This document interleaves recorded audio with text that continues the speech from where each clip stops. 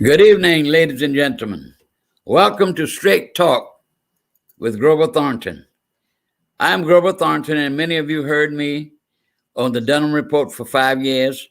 I was also on the program with Reverend Smalls, Tell It Like It Is. I'm here tonight to honor Black History Week. This is the month in which Black history was started by Professor Carter G. Woodson. Mr. Woodson was a professor at Harvard University, and he had the desire to study the works and the history of Black people.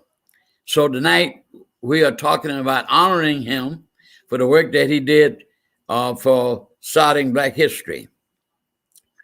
I would like to speak directly to the grandparents, and I like to give them this challenge to instill into their young people and their grandchildren the work that was done by many of us to achieve justice, opportunities, and equality. Grandparents played a very important part in the civil rights movement. And I want them to instill into their young grandchildren so they will know about the leaders, Dr. King, Jose Williams, Jesse Jackson, leaders who put their lives on the line to make things better, even here in Savannah, Mr. W. Law leaders, and many others to make things better for our community. So tonight, I want to take you on a small journey to tell you some of the things and obstacles and the barriers that we had to overcome in this nation, and we are still trying to overcome to be full-class citizens in the democracy in which we have never really had 100% participation in this democracy. One barrier after another, one obstacle after one another. Slavery was a system, a very inhuman system, and it was a system of hardship, wounds, bruises, whips, bull whips at that, and patrols. The patrols were people who were always on the lookout and looking for runaway slaves. They even passed the fugitive slave law. And that law gave the persons who were doing the patrolling the opportunity to pick up people to bring them back to the plantations. So first we're going to talk about 1619 until 1857. That's going to be the very first thing we talk about tonight, was the Dred Scott case. Dred Scott was a slave. Dred Scott was a slave that belonged to a doctor. He was in Virginia, and the doctor took him to Illinois.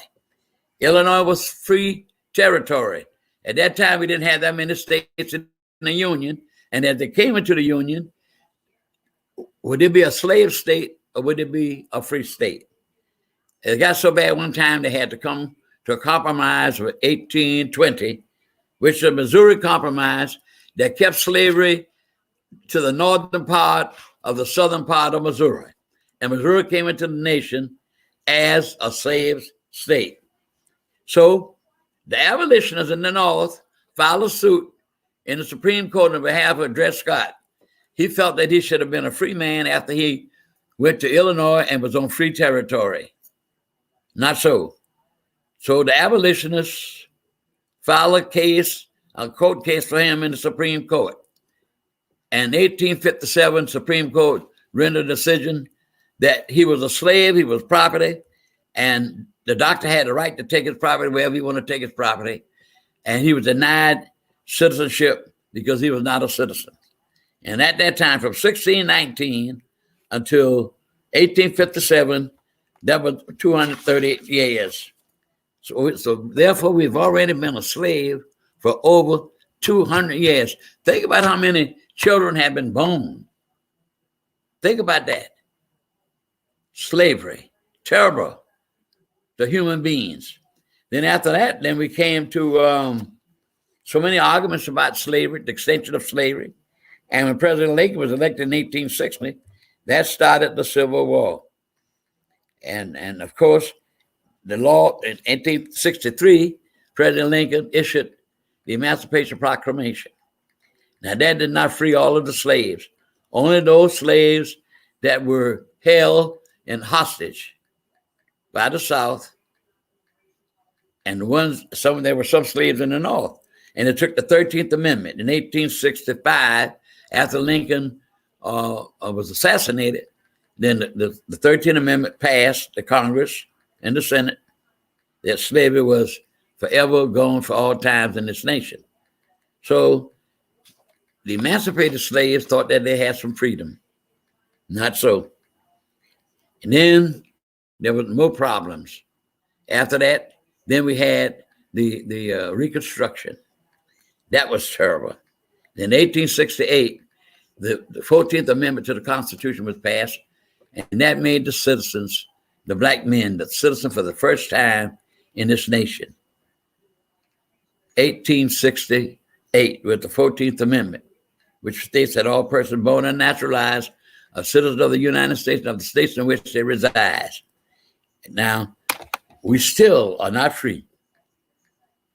All the many years we've been into this nation, we still are not free. Now we come along, we after the emancipation, the Reconstruction, black folk had the right to vote, because in 1870, they had the right to vote. But that didn't last long. They were given, some of them were given 40 acres and a mule. Then you had the North was tired of working with the black folk. And in 1876, you had the election wound up in the House of Representatives because Rufus B. Hayes dealt with the South. And after the Reconstruction, pulled all the troops out of the South. Think about that. If they had been in that state in there for a year, 200 or 300 years, we probably wouldn't have the problems we have today.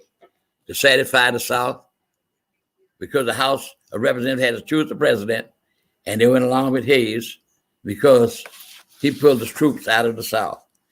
But the worst thing that happened to black people, in my judgment, was a decision in 1896.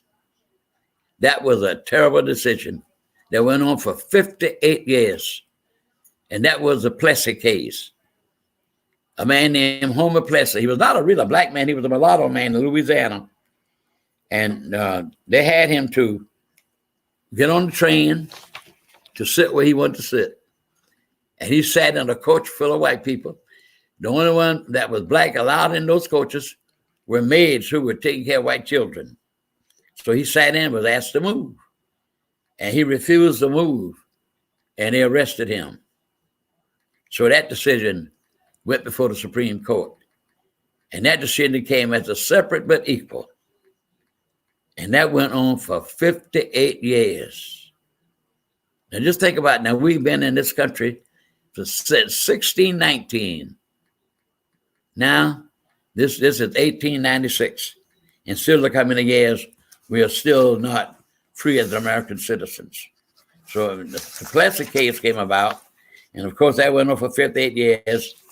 And then, of course, we moved now into 1954, with the NAACP argued the case against to do away with Plessy before the Supreme Court. And Thurgood Marshall was the main counsel, the Legal Defense Fund, argued the case in the Supreme Court. And he had argued the case against one of the outstanding constitutional lawyers that this country ever produced. His name was Davis.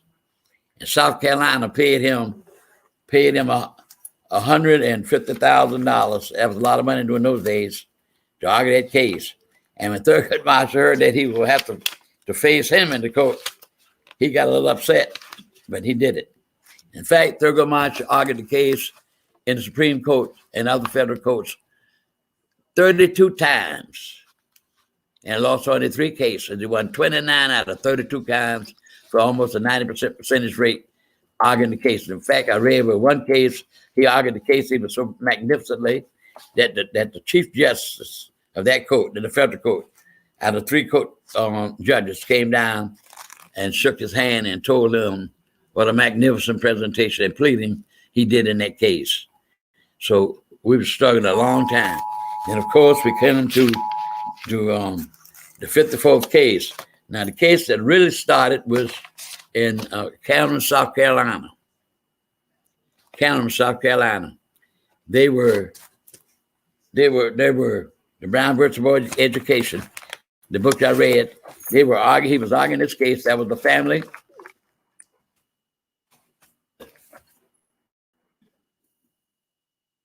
The family, the man and Mr. and Mrs. Briggs.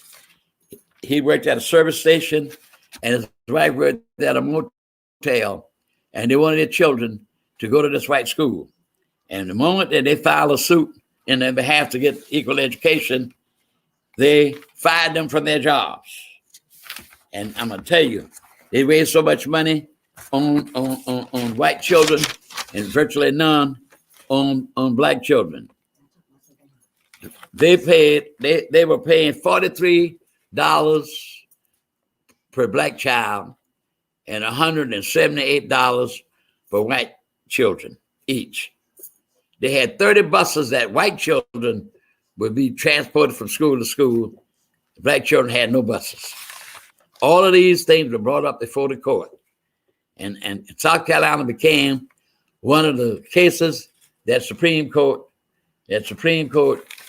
heard during 1952.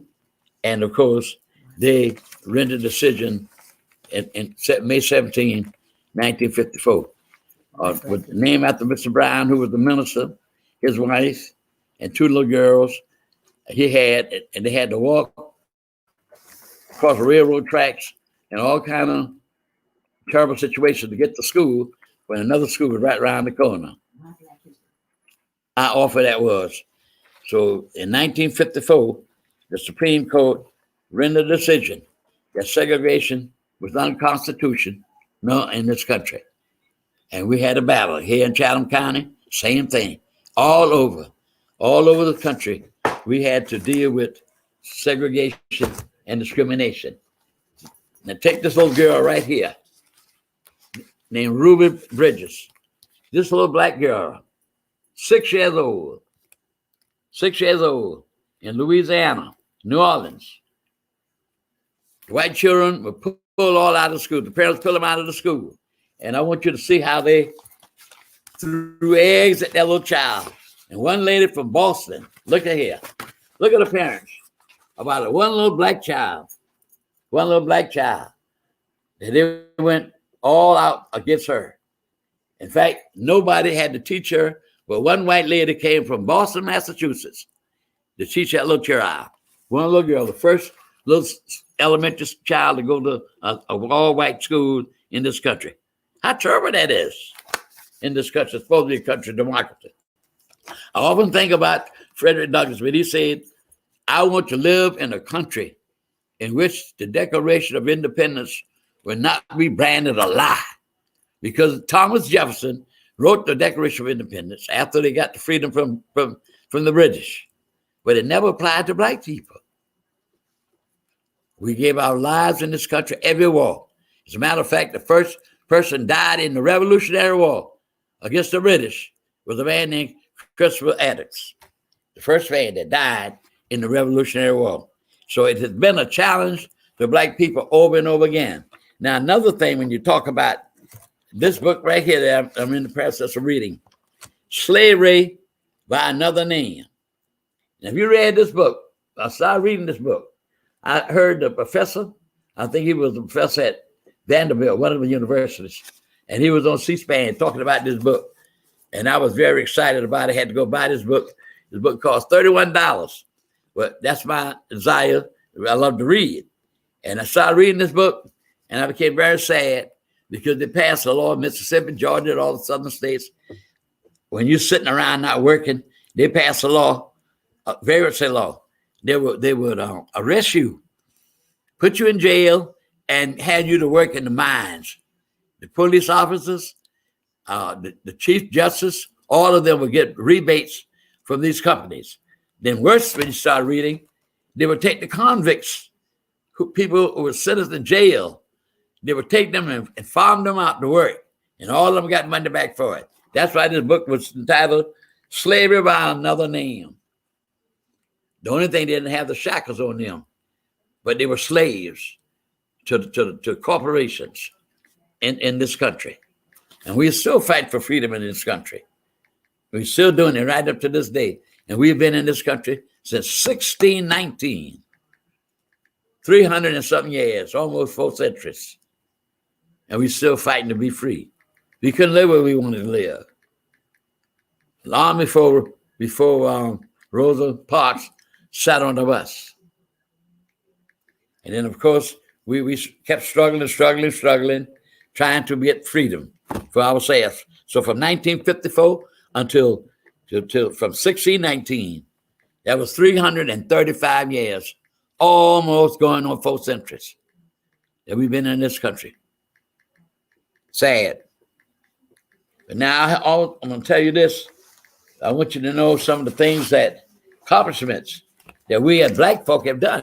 And that's what worries me. That we've done so many wonderful things for this country.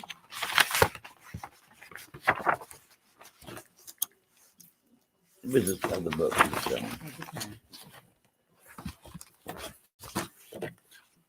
I want to show you this picture right here. A picture of the U.S. Capitol. Look real well at it. The U.S. Capitol. You see this instrument, top of this figure on top of this Capitol building, dome of this Capitol? That was created by a gentleman who was a slave. They were building the Capitol, and he was very artistically with his hands and dealing with metal. And he created this instrument that's on top of this Capitol. And the government paid him. The government paid him to do that. And of course, his master took the money and gave him a little bit of the money. But he kept all the money except a little bit. And the man's name was I'm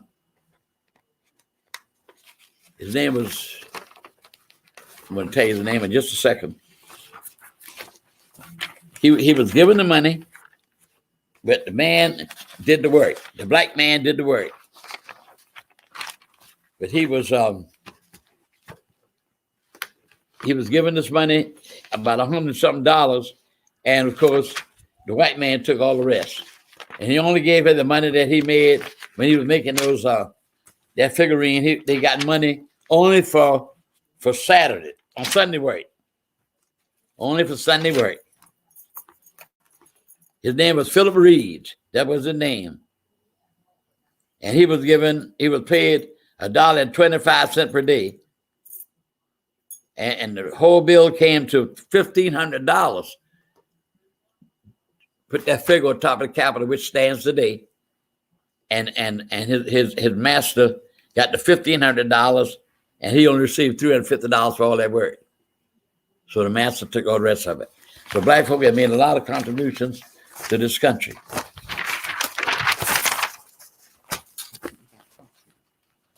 Now, I want to show you some other accomplishments, since this is black history, what black folk had made possible in this nation. I want to show you this man named here,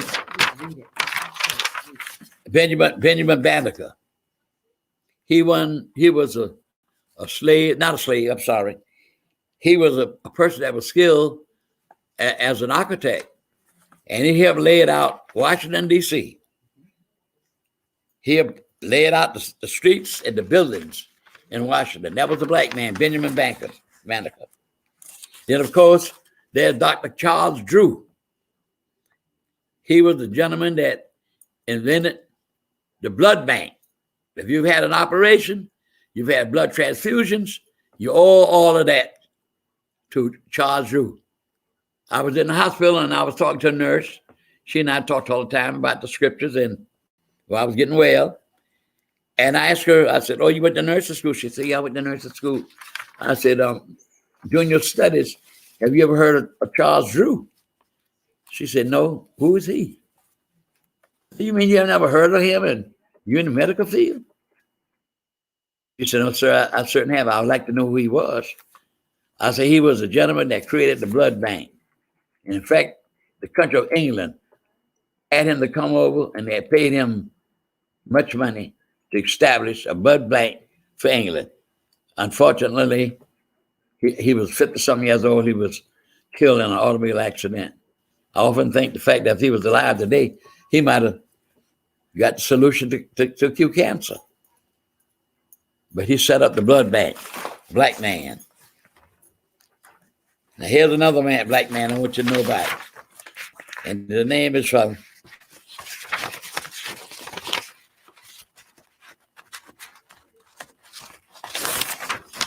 he was a doctor. And he came up, his name was William Hinton. He came and developed drugs to fight syphilis and other diseases. But you see, they don't put us in the history books. They don't put black people accomplishments in the history books. Now, I don't try to tell anybody about their religion, but I believe in God. I believe in Christ because I thank him for saving me. But I can say this. Average white person, they do not know, and many black folk don't know, that a black man carried Jesus' cross up the hill to be crucified. His name was Simon of Cyrene. Cyrene was a part of the southern part of Africa. I took a map trying to find it. I couldn't find it. So many these countries now names have changed. Like, for instance, over in the Middle East, you don't have a country called Capernaum, but Jesus went there all the time. So the fact of the matter is the accomplishment that a person did to help this nation, help this world. Now, let me tell you about this lady. A lot of the women who do hair and stuff like that, Madam C. Walker, Matt J.C. Walker, C.J. Walker. She was very artistic with hair products, and she was one of the first woman millionaire in this country. Madam Walker, very noted woman. So many outstanding people that did so many things.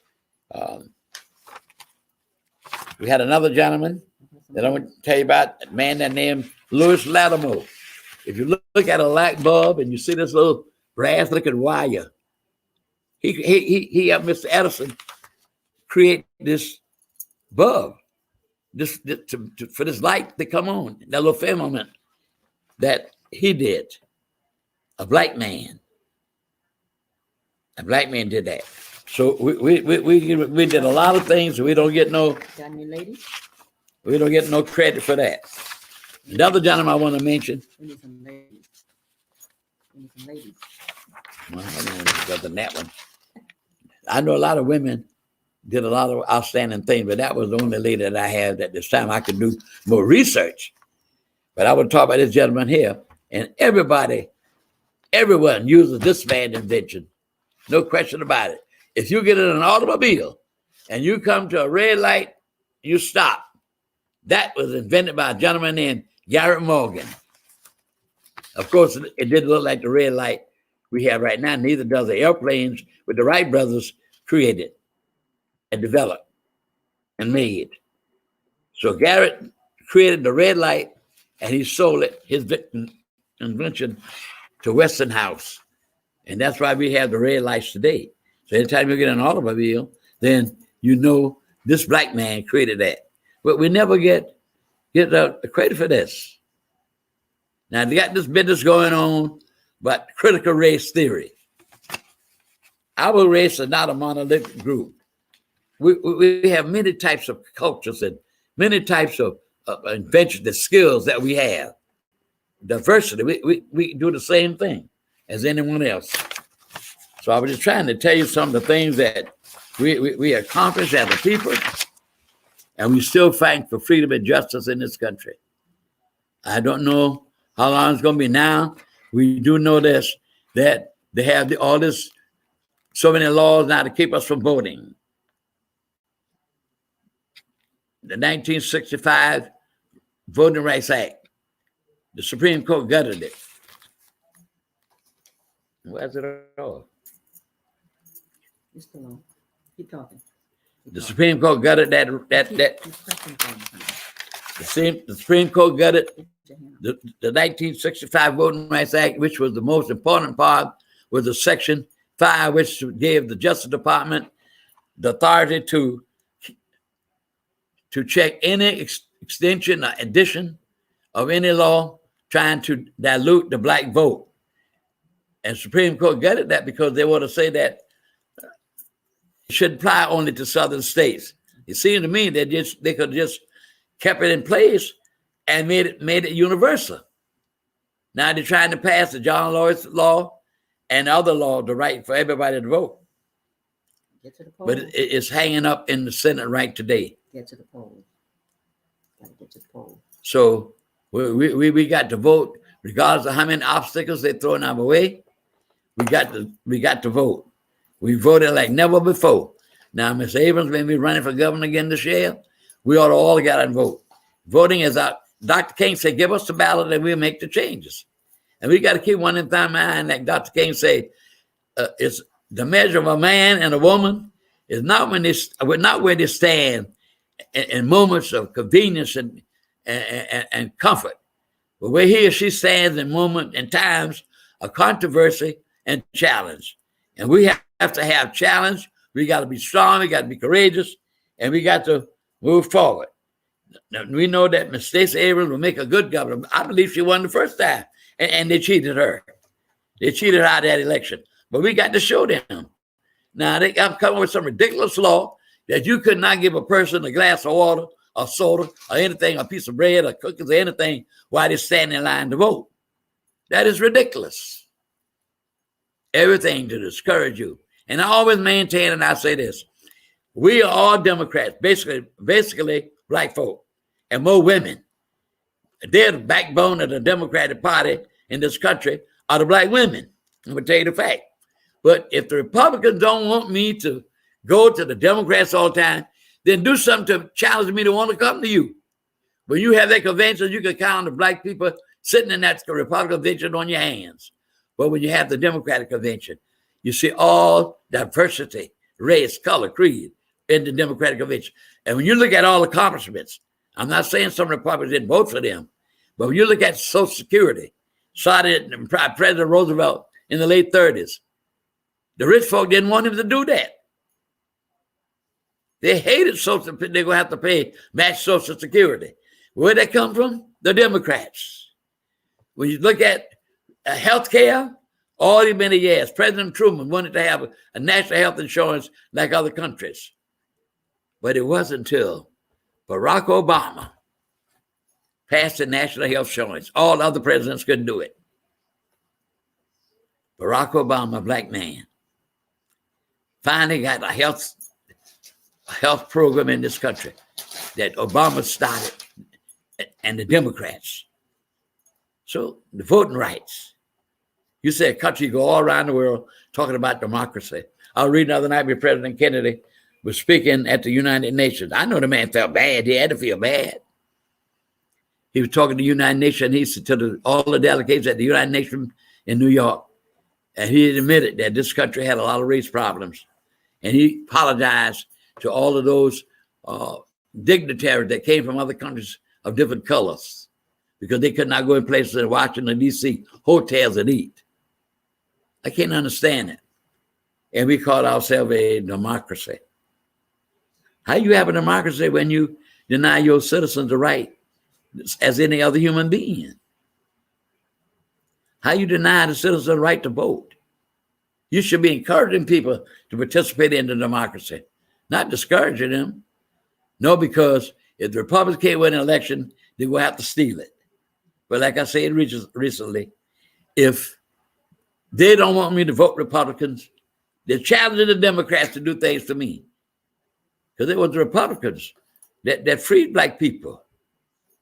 It was the Republicans. So we have a long way to go in this country.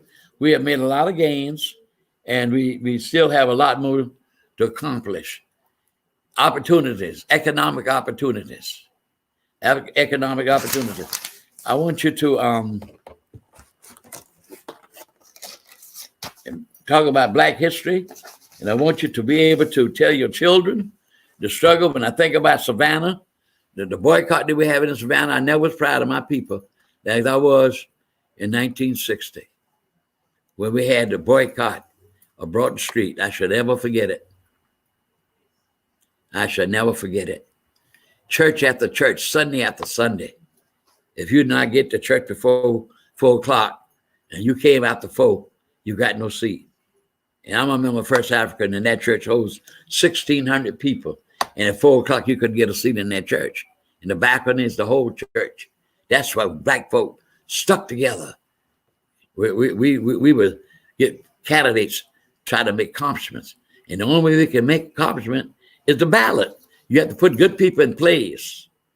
I remember when I was a young man, down on Miles and West Broad Street, we were the first to have the police officers with Dr. Gilwood leadership, black police officers.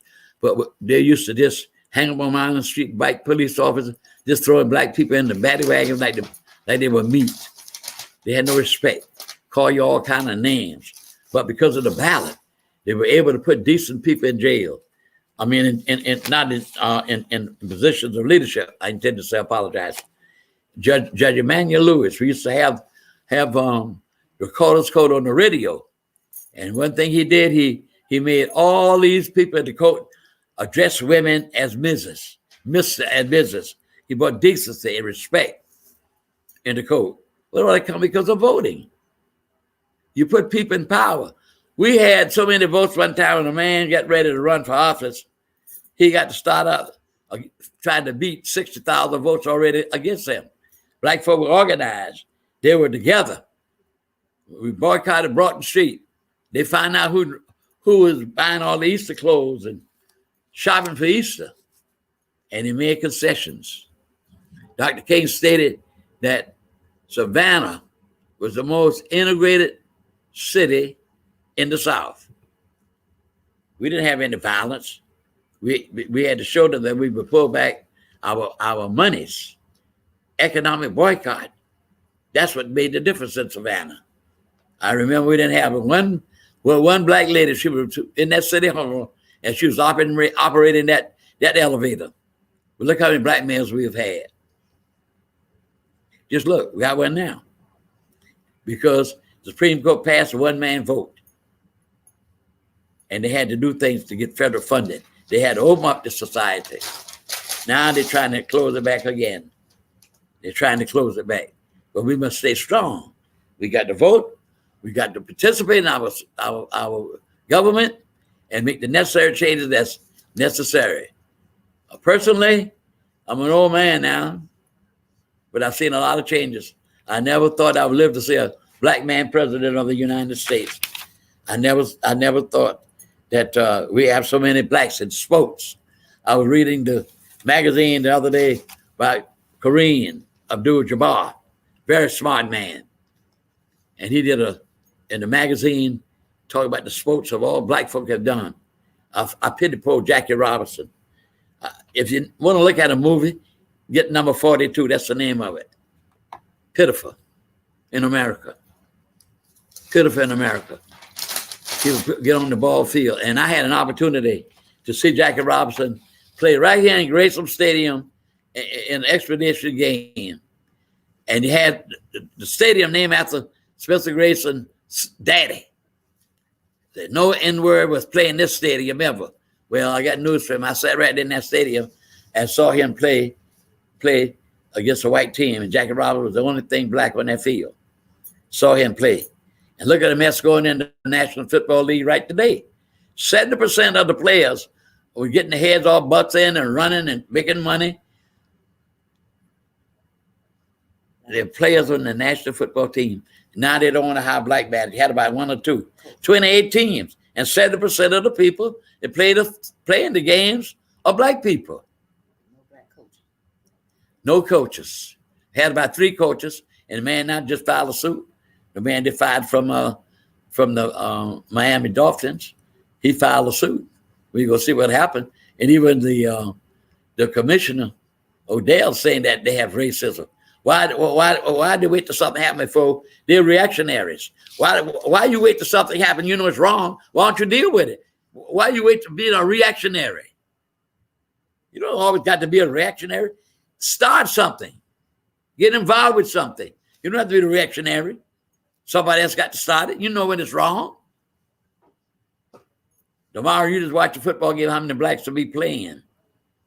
And don't have black coaches. Marilyn so we had one of the greatest voices there, Toscanini, the great NBC conductor of the New York Philharmonic. He said her voice come once in 100 years. Yes. And yet still, they would not let her sing at Constitutional Hall in Washington, D.C., owned by the Daughters of the Revolution. And what did Mrs. Roosevelt, Mrs. Eleanor Roosevelt? They went down to the Lincoln Memorial in the cold, and hundreds of people stood in the cold to hear her sing. And I read the other day when talking in the 1800s, when one lady in Savannah, a very lady, was instrumental in civil rights and justice. She said, we were around here singing my tales of thee, sweet land of liberty. She said, I have no liberty. Y'all think about that. That's right. I always think about that. We be in schools saying the pledge of allegiance to the flag and justice for all. We all ought to be ashamed of ourselves when we don't do something.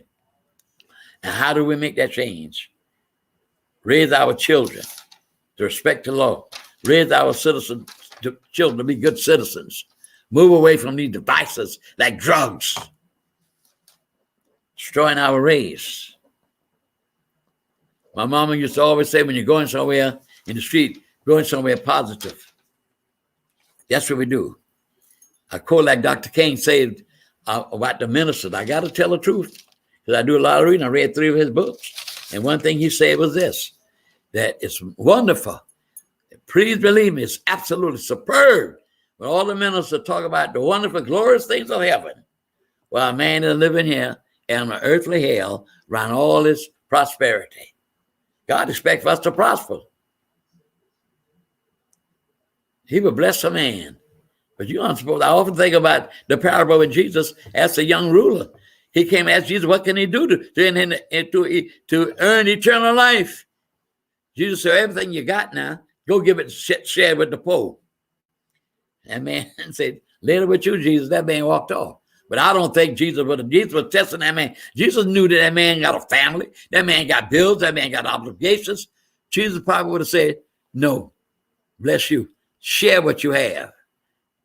But he walked off. And we're not supposed to be that way.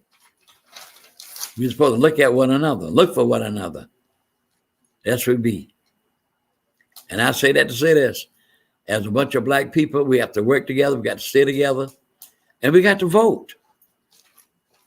Children don't even go to Sunday school anymore. My mama used to get 5 of us every Sunday, going down the first time after Sunday school. They don't even do that. They don't know nothing about church songs, nothing. We got to have straight talk with our children. We got to have straight talk to our neighbors. We got to participate. We got to be a race of people about business, all this accomplishment. I was looking at the TV this morning, see all these black women running for governors. They did one. I can remember one this morning, one lady running for governor in Iowa, another one in North Carolina. We could accomplish anything we get the opportunity to do. And we got to get involved in our local election. Be coming up next year. Be coming up next year. In November we'll be having the election for our local officers. We got to participate. And I'll be having candidates coming on the show. I want you to call in. I don't know whether we can call in, but you can dial 413-0999-912 to straight talk. And I may not know the answer immediately, but I'll find the answer out and I'll tell you. But I'm going to be straight. I would like to see our race get better and better. We don't need to have our children incarcerated. We need, most of the men in jail today are in jail for drugs. No question about it. And the thing that got me, they used to arrest a black man for cocaine and give the white man a tap on the fingers with powder. What's the difference? What I'm cooking, what I'm not. But a Coke is a Coke, whether it's a diet or was not a diet. A Coke is a Coke. So you mess with cocaine, you're ruining your life. Get away from drugs. Get away from drugs. Get away from guns. We got to be a better people. We are better people. And I like to speak to our young people because I know the trial and the tribulations that many of us had to endure. One thing about black people, we know how to endure hardship. We know how to endure hardship. Now, the next show will be on March the 12th, and like that number I just gave you, if you have a question that you want to ask, make a comment, I would answer it. It doesn't matter to me what it is, as long as it's a decent question. I don't have time for foolishness, but because my life is getting short. I'm an 88-year-old man. I ain't got too much time. But God had me here for a special reason. I don't know. I'm not dead yet, so everything is in his hand. And I can say that our next first guest will be the 12th will be my very good friend, Judge Tammy Stokes, a young lady that I've been knowing for over 20 years. In fact, my brother was she lost her mother and she has my sympathy. I heard she lost her mother and she has my sympathy. But I would have said that her mother and my brother, Marvin, they were very close friends. And I've been knowing her from the time I worked with the Democratic Committee. And she's a wonderful lady running for judge, and we don't have enough black judges downtown. We need to move our people. Our people got the same right of talent to anybody else if we give them the opportunity. We only need the opportunity. And how do we get the opportunity? We got to prepare ourselves. It's not going to come unless you prepare ourselves. And that's why I say to our grandparents, still into your children. And you read the book of Proverbs, the Bible will tell you, if you do not discipline your child, he'll make you cry. I'm going to tell you, we have a lot to do. We've come a mighty, mighty long ways. I often think of Moses leading the children out of Egypt. They were so disobedient. I don't see how Moses stood it. I really don't. They drove that man crazy. One thing, God showed them all kind of talents, all kind of skills, all kind of miracles. And yet they were still disobedient. And what did he do? He let them stay in the wilderness for 40 years so they had to die out. And a lot of these old people now that were racist, I have a book that was published in 1946. And you had one white lady, her name is Lillian Smith. That lady, Dr. Gilbert knew her. That lady was working to try to eradicate all this segregation in this state. Miss Lillian Smith.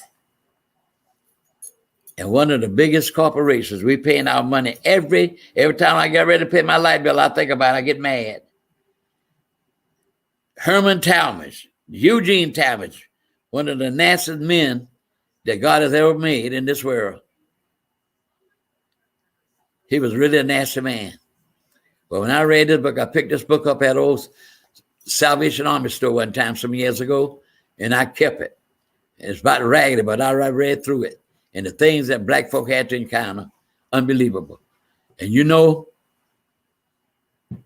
one of the main people supported him was officials of the Georgia Power Company. I show it in the book. And we give our money to Georgia Power every month. And every time I pay that light bill, I say something I ain't got no business saying I can't say on the TV. That company.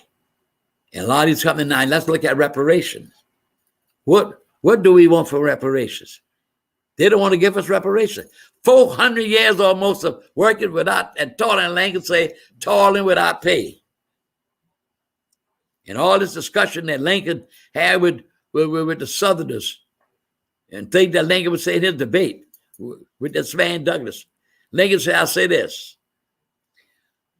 One thing for sure about God, and he's almighty. A lot of people don't believe in God, but Einstein, one of the greatest minds that's ever been on the planet. He said, I can't call him God, but I do know this. There's a superior being someplace, somewhere. And Lincoln said this about God. As great as God is, the creator of this universe, God cannot be for and against something at the same time. And we must operate in a way that we believe in excellence. And how we do this? Our children got to be the next generation to come up. Our young men got to get themselves in order. Save them from drugs. Educate themselves. You don't have to rob, steal it with drugs. And education is our main component. We have to do it. Because Almighty God has brought us a mighty long way. Now, I believe everybody can believe what they want to believe. I believe Martin Luther King Jr. was a man that appointed by God to do what he had to do. That God to do what he wants to do. God appoints a man at the proper time. When I look at men like Nelson Mandela, man went to jail 27 years of his life because he wanted to be treated as a human being. You don't tell God how to do his people. You don't look all the fish in the sea, all kind of different fish, all kind of different birds. God got all kind of different people, all kind of flowers. You can't get mad because God made me a different color. Like President Kennedy said, if a man can't go to school, send his children to the best school, can't eat in a restaurant, then who would want to get their colors changed, their bodies changed to a different color? It's the color of a man's skin. Like Dr. King said, you judge a man by the content of his character. You understand? Many people have given their lives to make things better for black people. And I want y'all to know too now, many white people have given their lives. And I want you to know the NAACP did not start by black people. It started by white people. When the Civil War was over, white Yankees came all the way from the north to teach black folk how to read and write. It was a law that you couldn't teach. You go to jail if you teach a black man how to read and write. Because when you learn how to read and write, then you have the capacity to do critical thinking. And when you do critical thinking, that's the help made you a big thing. That's a bit of education. To make a living show, but to help you to do sound, critical thinking. And all the television and all that good. But read sometime. You got to read. That book on that library on Bull Street one time, I wanted to go in so bad years ago, but I remember what the description on the building. Make books your comrade. Television is fine, but you got to read to know what's going on. A lot of people have paid a price for me and many more years to come. You know, education is a wonderful thing to have. Let your children get all the education. And I like to say this, that we all have made contributions to this society. I was proud the other day. Now, the last thing I want to say, basically, I want you to get your shots for this COVID, this pandemic that's going on in this country. Personally, I believe it's a plague from God. God is sick of the world, sick of all this killing. Like Thanksgiving weekend in Chicago, Illinois, 100 men were killed. That's ridiculous. Drugs. That's why I say that I go back again to grandparents. Instill in your children. When you raise them up, they may go away, but the Bible says raise up a child, you would have it to go, and we get older, but not part from it. It'll come right back to the training that you gave them. But if you're not giving the training to them, they're like a lost sheep. And like I say, money is not the only thing that make you success. We must work together as a people. We must train our children. Because after all, they will be the beneficiary of all of our success and all of our work, what we have done. Our young people and children unborn will be the beneficiary. If God allowed his word to last, they'll be the beneficiary of everything that we have done.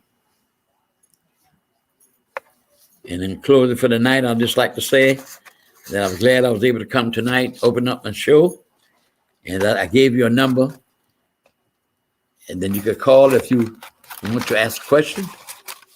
You could call that number and leave your question. And the next time on the 12th of March, we will respond. And I hope that I've been able to instill in some of us some of the things that this is Black History Week. Some people say we don't need to have Black History. I disagree. Because I told you what Frederick Douglass said. How can we make educated decisions for the future if we fail to understand our past? And I'd like to say we'll give all our thanks to Mr. Julian Hall for helping me bring my show. I've always wanted one, and maybe that's the request that I asked God, and He grant me that.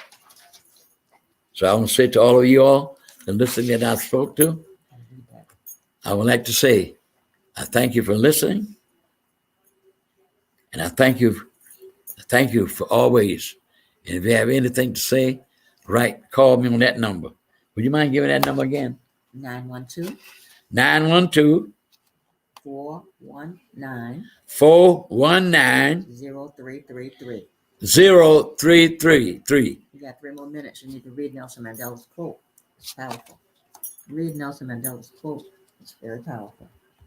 Like to say, what did you say? Nelson Mandela's quote. Oh, this is the quote that she said I should read what Mandela said. And I feel sorry for the man. I do have it on tape when he was not let out of jail and he was made the president. So it took many, many years, but God made him his enemies his footstool. Here's what he said, and I quote I'm going to read his quote. It always seemed impossible until it's done. Many people in the country have paid the price before me, and many will pay the price after me. Money will not create success. The freedom to make it will. That was the quote from Mandela. And I do know that we do have a lot of problems with people taking advantage of us, shooting us down like dogs, like they did man in Minneapolis.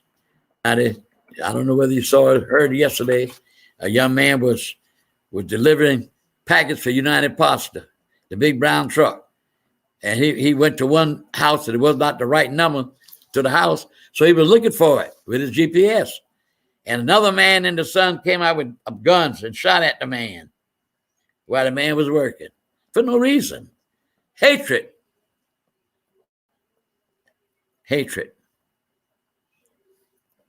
We better pray and ask God to work with us, to give us of our sins and our transgressions. And I'd like to say thanks to Dr. Linda Smalls for all his support. I worked with him on the radio. That's why I first got my feet wet. And of course, at the lake with Mr. Chester Dunham for 5 years. And he was a good man in this community. And may God continue to bless his soul. And I would thank Miss Pat Gunn, my producer, on this show. I don't know that much about computers. My grandson tell me all the time, and my son, probably you in the old days. I said, that's all right, maybe in the old days. But I said, just like you fool with the computers, I fool with the books. And he doesn't say anything when I tell him that. Because I read every day. And I pride myself that I read 14 books 1 year. I try to read a book a month. It keeps my mind together. But I do thank God for all the technology, for all the advancement that He has given man. He's given man so much. He has given man so much. And He has very simple one of those simple things God asks us to do. Love one another. And why we can't do that, I don't know. Christ said, love one another as I have loved you and offered myself as a sweet savor. I love to quote the scriptures. President Kennedy always quote the scriptures. Always do. This show was sponsored today by my son, Kenny House Painting, my young man. And I'm proud and thank you for that. And if you want to make any contribution, I'll be glad to receive it. You could call that number. Because I want to be here as long as I can, to educate, inspire our young people. Because they are the future generation of this country and of our city. So that's it then. Savannah. Thank you, Savannah. So anyway, I want to thank you very much. God bless you and good night. And God bless you. Good night. God Savannah. bless the United States of America. Straight talk. And stay positive. And by all means, get your shot to help stop this virus. Thank you.